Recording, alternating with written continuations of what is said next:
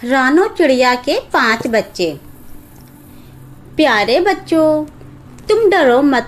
तुम्हारे पापा तुम्हारे नानी को लाने के लिए दूसरे जंगल गए हैं। जब नानी और पापा वापस आएंगे तब हम सब मिलकर तुम्हारे अंडों से बाहर आने के लिए तुम्हारा बहुत इंतजार करेंगे। रानो चिड़िया अपने बच्चों से बातें कर रही थी। तभी उसका पति भोलू चिड़ा अनाज लेकर घर वापस आ जाता है। अजी, ये क्या, आप इतनी जल्दी वापस कैसे आ गए? आप तो थोड़ी देर पहले ही गए थे। और मम्मी कहाँ हैं? वही कहीं दिखाई तो नहीं दे रही। अरे अरे, रुको रुको, और कितने सवाल करोगी? मुझे बताने का दरअसल मौका तो दो। दरअसल मैं तुम्हारी मम्मी के यहाँ गया ही नहीं। मतलब मैं जब घर से निकला तब रास्ते में मुझे भूरा कौवा मिल गया। अरे बोलो भैया, तुम कहाँ जा रहे हो? और मेरी बहना और छोटे छोटे प्यारे 5 अंडों को अकेला छोड़कर आप सुबह सुबह कहाँ जा रहे हो? दरअसल मैं रानो की मम्मी को लाने के लिए उसके जंगल की तरफ जा रहा था। वह क्या है ना, जब बच्चे अंडों से बाहर आ जाएंगे तब उनकी देखभाल करने के लिए रानो को उसकी मम्मी की जरूरत पड़ेगी। अच्छा, तो ऐसी बात है, लेकिन तब आपको वहाँ पर जाने की कोई जरूरत नहीं है। मतलब यह है कि मैं उसी जंगल में मेरे दोस्त से मिलने के लिए उसके घर जा रहा हूँ। मैं जाते जाते माँ जी से घर जाकर उन्हें बता दूंगा। आप अभी घर वापस चले जाओ। रानो और अंडों को अकेला छोड़ना खतरे से खाली नहीं है। तुम्हारा बहुत बहुत शुक्रिया। भूरे घर जाकर भांजी से कहना कि जितनी जल्दी हो सके उतनी जल्द वह यहाँ आ जाएं। ठीक है, मैं बोल दूंगा। चलो अब मैं चलता हूँ। अच्छा, तो ऐसी बात है, यह तो बहुत अच्छा हुआ। भूरे भैया सही बोल रहे थे। मुझे और अंडे को अकेला छोड़ना खतरे से खाली नहीं है। हमारे जंगल में बहुत सारे शिकारी पक्षी घूमते रहते हैं। 2-3 दिन गुजर जाते हैं, लेकिन रानो की माँ अभी तक नहीं आई। फिर एक दिन भूरे, अरे ओ भूरे, क्या हुआ? भोलू भैया, आपने मुझे क्यों बुलाया? क्या तुमने रानो चिड़िया की माँ को बताया नहीं कि हमने उन्हें यहाँ बुलाया है? हाँ भैया, उस दिन मैं जब उस जंगल में गया था तब सबसे पहले मैं रानो की मम्मी के यहीं गया था और मैंने उन्हें सब कुछ बता दिया था। अभी तक वो यहाँ आई नहीं है क्या? भूरे, माँ जी अभी तक नहीं आई, इसीलिए तो मैंने तुम्हें आवाज दी है। लेकिन ऐसा कैसे हो सकता है? अब तक तो उन्हें आ जाना चाहिए था। भूरा कौवा सोच रहा था। अरे हाँ, अब मुझे याद आ गया। दरअसल मैं माँ जी के घर से निकलकर मेरे दोस्त के यहाँ गया था। तब रात के समय रेडियो पर मैंने सुना था कि उनके जंगल की तरफ एक बहुत बड़ा तूफान आ रहा है और साथ ही साथ तेज बारिश भी होने वाली है। दूसरे दिन सुबह होते ही मैं वापस हमारे जंगल की तरफ निकल पड़ता।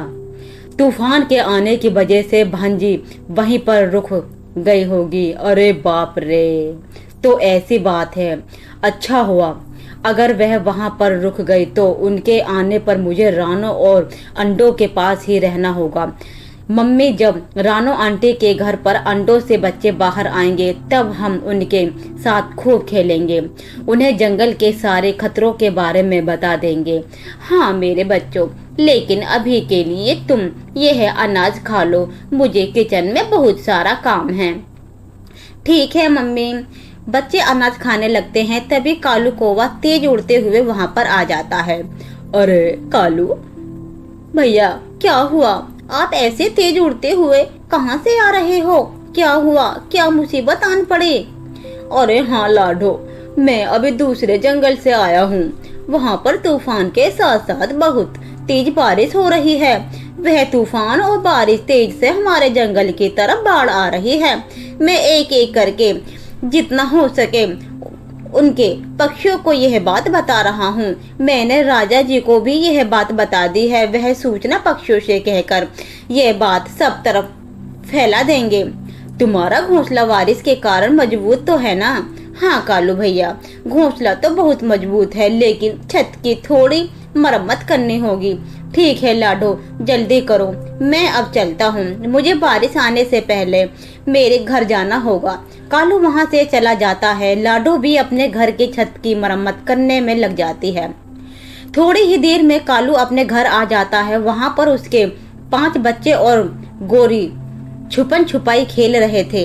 अरे तुम सब ये क्या कर रहे हो? यह कोई खेलने का समय है क्या? हमारे जंगल की तरफ बहुत बड़ा तूफान आ गया है, उसके साथ साथ बारिश भी होने लगी है। हमें उसके लिए तैयारी करनी होगी। गोरी, क्या घर में 2-4 दिनों का अनाज है या नहीं? कालू जी, उतना अनाज तो नहीं है। अरे बाप रे!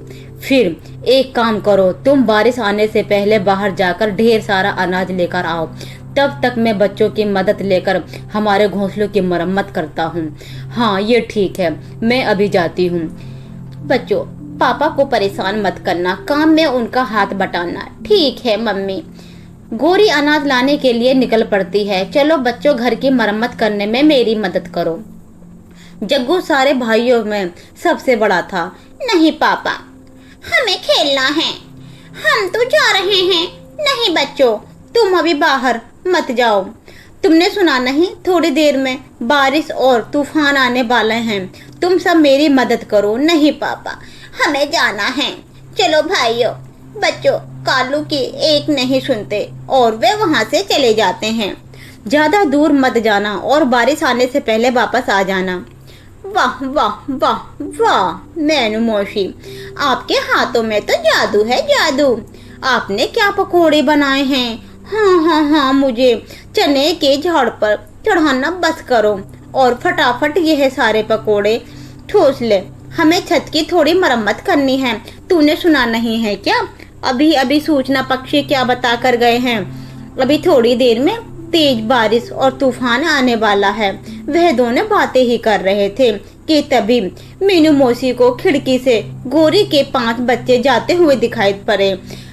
बाहर इतनी तेज हवा चल रही है और इनमें से यह गोरी के बच्चे कहाँ जा रहे हैं? कालू और गोरी ने अपने बच्चों को सिर पर चढ़ा रखा है। वह उन दोनों की बातों को जरा भी नहीं सुनते। बदमाश कहीं के सभी। गोरी अनाज लेकर वहां पर आ जाती है। मीनू मौसी, क्या आपने अपना घोंसला बारिश के लिए मजबूत किया है या नहीं? अनाज का क्या वह भी है जमा कर रखा है या नहीं? तू मेरी चिंता छोड़, पहले अपने 5 बदमाश बच्चों को संभाल। वह अभी थोड़ी देर पहले ही मेरे घोंसले के पास से गुजर रहे थे। अभी थोड़ी ही तेज में बारिश आने वाली है, उससे पहले तुझे बच्चों को ढूंढकर घर ले जाना चाहिए। मीनू मौसी की बात सुनते ही गोरी अनाज लेकर पहले अपने घर की तरफ निकल पड़ती है। बड़ी आई मुझे बताने वाली। इधर गोरी अपने घर के पास आ जाती है। कालू घर की मरम्मत करने में व्यस्त हो गया था। अच्छा हुआ गोरी, तुम बारिश शुरू होने से पहले ही आ गई। घर का काम भी पूरा हो गया है। तुम यह अनाज अंदर रख दो। बच्चे यहीं पास में खेल रहे हैं, मैं उन्हें लेकर आता हूँ। हाय रे मेरी फूटी किस्मत, मैं क्या करूँ आपका? अरे तुम ऐसा क्यों बोल रही हो? गोरी कालू को सारी बातें बता देती है। अरे बाप रे, अब क्या होगा? चलो हम बच्चों को ढूंढते हैं।